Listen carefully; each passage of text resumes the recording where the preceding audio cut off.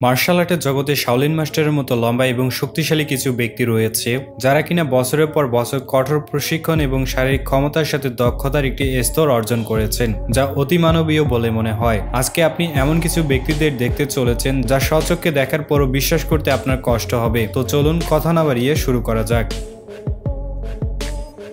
শক্তির দৈত্য। আমাদের শাওলিন মাস্টারের পাশাপাশি অন্যান্য অবিশ্বাস্য যোদ্ধা রয়েছে যাদের শক্তি এবং দক্ষতার কৃতিত্ব সমানভাবে অতুলনীয়। যেমন ধরুন অলরেটার, বিশ্বের সবচেয়ে লম্বা বডি বিল্ডার এবং তার উচ্চতা 7 ফুট 2 ইঞ্চি। তার এই উচ্চতা কোনো জেনেটিক সমস্যার কারণে নয়, যার কারণে আপনি তাকে একজন সত্যিকারের দৈত্য মনে করতে পারেন।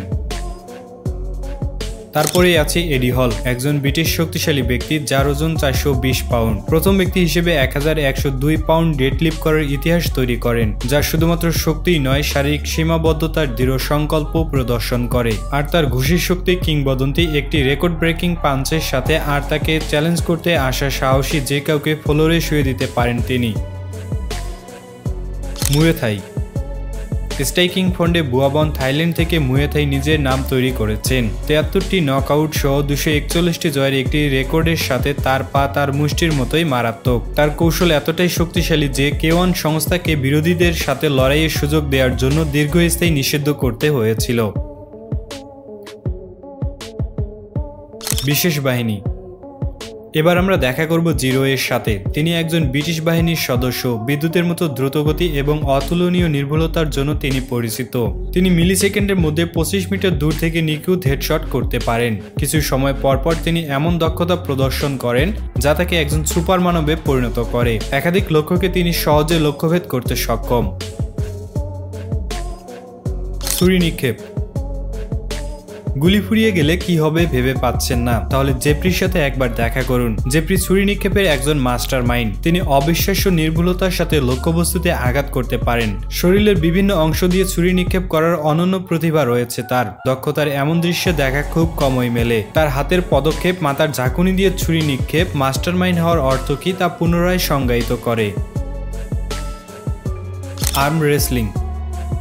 বাহুবলীর রাজ্যে লেপ তার বিশাল হাত এবং অতুলনীয় শক্তি নিয়ে দাঁড়িয়ে আছে। প্রতিপক্ষের উপর আধিপত্য বিস্তার করার ক্ষমতা তাকে ভয়ঙ্কর প্রতিযোগী করে তুলেছে। তার সাথে খেলতে আসা প্রতিযোগীরা হার মানতে বাধ্য হয়। তার প্রশিক্ষণের পদ্ধতির মধ্যে রয়েছে পূর্ণাঙ্গ মানুষ কুঁচকানো, হ্যান্ড লিফটিং এবং তরমুজকে বিলুপ্ত করা সহ এক হাত দিয়ে যে কোনো ভারী বস্তুকে টেনে নিয়ে যাওয়া, যা আমরা তার শক্তি বলে মনে করি। তীরন্দাজ। আমি জানি না আমি তাকে কি নামে আখ্যায়িত করব, তবে তাকে তীরন্দাজ বলাটা কোনো অংশে ভুল হবে না। সে চোখ বন্ধ করে তীর নিক্ষেপ করুক বা সামনে ফিলিপ করে, তার নির্ভুলতা অতুলনীয়। এমনকি তিনি তার এই দক্ষতাকে আরো এক ধাপ এগিয়ে নিয়ে গিয়েছেন। তিনি চোখ বন্ধ করে একাধিক বস্তুকে একসাথে লক্ষ্যভেদ করা সহ কোনো কিছুর আড়ালে থাকা বস্তুকে লক্ষ্যভেদ করতে পারেন। তার সামনে থেকে আসা যে কোনো বস্তুকে তিনি প্রতিহত করতে পারেন। এসব কিছুর বাইরে তিনি আরো এমন কিছু নিনজা টেকনিক দেখান যা সত্যিই অতুলনীয়। Real life Ninja technique. মুই জিংলে একজন দক্ষ তলোয়ারধারী। তিনি উড়ে আসা তীরকে কেটে সাধারণকে অসাধারণে পরিণত করেন। তার রেকর্ড গতি এবং নির্ভুলতা তাকে একজন স্থায়ী কিংবদন্তি বানিয়েছে। তিনি প্রমাণ করেন যথেষ্ট অনুশীলনের মাধ্যমে একজন মানুষ অসম্ভবকে অর্জন করতে পারে। অবিনশ্বর যোদ্ধা।